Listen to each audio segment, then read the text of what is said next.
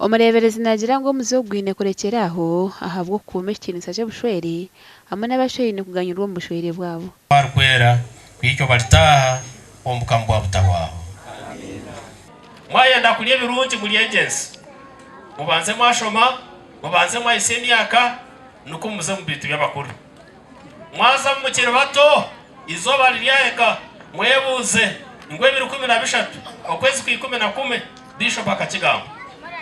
ndenda ngo mubanze mwashoma mwamara kushoma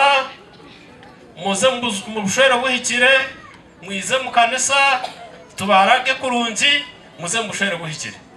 hone nabwo mureberezi nagira ngo ahabwo kusherwa abashero bato abamoti bari kumenya myuga yabo mu maka no manya haruhungire ku kutehengara nareba abantu it was just last Sunday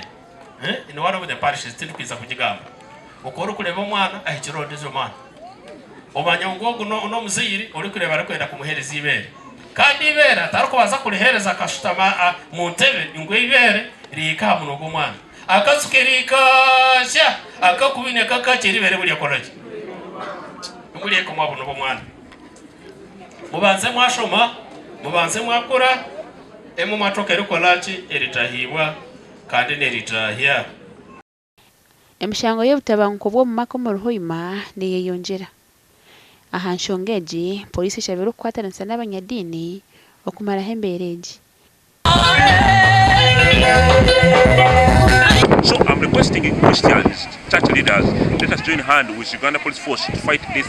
crime of defilement. Together we can, because we as police alone cannot finish it. Tuganiriho nabamwe batirwe mukono. Kora imirimo yo mukanisa kwa kiwe kiriye cyetengo cyanje bya mukorera hanga andombe ntakatibweho mwenda kwasa kora umurimo gwo mukanisa. Gashaka Gilbert Muhanguzi.